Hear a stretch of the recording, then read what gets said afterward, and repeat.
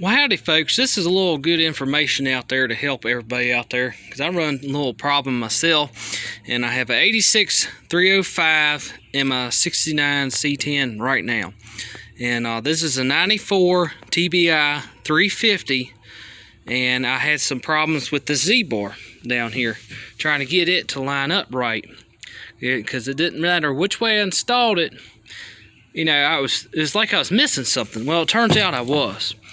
There's a bracket right here that locates that Z-bar, that it's offset. Now, normally on your clutch link it's set up, so I know on my Chevelle, it actually uses this bolt hole right here.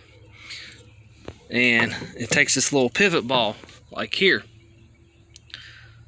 So normally, most of the time, this screws in back here on a lot of applications. It goes in this bolt hole back here, just a little bit above your oil filter. So anyway, I can't use that, so I had to offset this. Okay, so I took that out right there, and this is what offsets this. This takes place of that. Instead of bolting right here, it sets it more right in here, which is what you want. So this bracket right here, I've got it upside down here, that's what offsets that, and it takes the two bolt holes right there. It has one in the front, one in the back. Now, if you buy a block, watch out for that, because I got an 86305 and it does not have this one at all on the front. And I've done looked and looked and looked and shine a flashlight at it and everything. It's not there. So be careful when you buy blocks like that. I'm not sure if the 350s, the newer 350s or the newer 305s are like it or not. This is a 94 right here, and this actually, luckily, has both of them here. But watch out for that when you buy newer blocks like that, because if you want to run a newer style block in your older muscle car, watch out for that. Now you can still get around that, even if you don't have that here. You can run a hydraulic clutch if you really want it. But you know, I am a mechanical type person, so I like running the mechanical clutch, and I do not have this boss in the block. So watch out for that, and make sure if you ever go to the junkyard, grab everything, because I'm so glad I grabbed this, because I could not figure out what in the world was going on. But this offsets that. Most of your applications bolt right here. Well, this offsets it, so it's more above your oil filter towards the front of the car there. So that offsets that. So make sure you grab that piece. I'm so glad I did. But that's my issue right there. And I ended up ordering this, and it's not going to work at all. So anyway, yeah, normally this screws in right in here. And your Z-bar just slides on like that. And then you bolt the other side to the frame. It's a bracket on the frame that bolts to that, and that's what allows this to pivot back and forth. So when you step on your clutch pedal, that's what disengages and engages your clutch. This is a mechanical clutch. I like a mechanical clutch a little bit better. The only benefit about the mechanical is, you know, it lasts a lot longer than the hydraulic. The hydraulic, kind of worry about, you know, going out. Well, you kind of stuck. Where you know, mechanical is not, you know, it's both got pros and cons. The ends do wear out. Some of them do have bushings in here. They do wear out, or they can, in some cases, break. But, you know, that's a lot less likely to happen. You know, hydraulic, once it goes out, you know, you're kind of stuck wherever you're at. Where mechanical lasts a lot longer, in my opinion. But, you know, either way, the one benefit about a hydraulic is it's kind of like a brake caliper. As your brake pads wear, your clutch with the hydraulic application there, you know, will automatically just, it's self-adjusting. You know, it wears itself in, basically.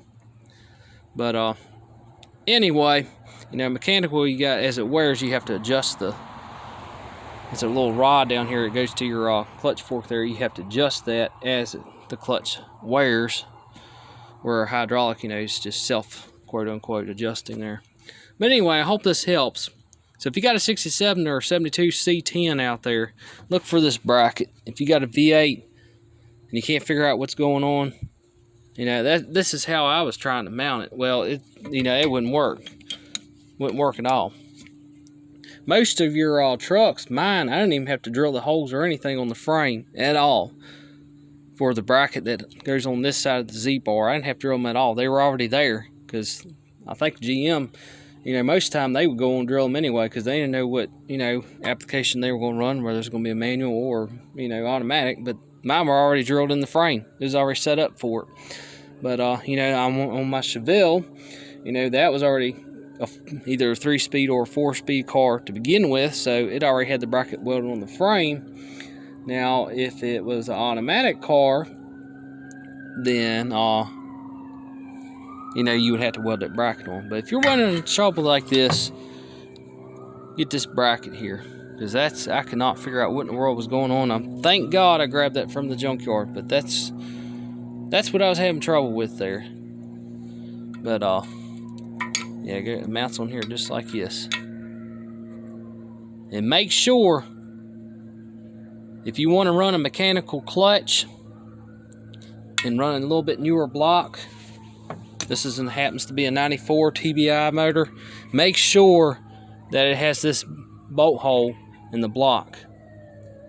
Otherwise, you're going to run a bunch of issues. Mine truck right now has an 86-305, and mine does not have that, so I'm going to have to overcome that. Either I'll have to run a hydraulic clutch, or either I'm going to look online and see if they got... I have seen one clutch linkage that uses these 2 bolt holes on the back of the block here, and it comes around. It has a bracket that comes down here, and then it relocates it. But I'll have to see. That's if like the earlier blocks, like the 265s, didn't have this hole here. So if it relocates that there, well, that's not going to help me either, because I got to get it. It's got to be right in here. But anyway, I hope this video helps a lot of people out here. You know, eventually this motor is going to go in my truck here. I'm going to clean it up and hang it out, and eventually I'm just going to put it in there. Hopefully, this is a 1-piece rear main seal. It's just a 2-bolt, but yeah, look out for that. Make sure you got that bolt hole right there.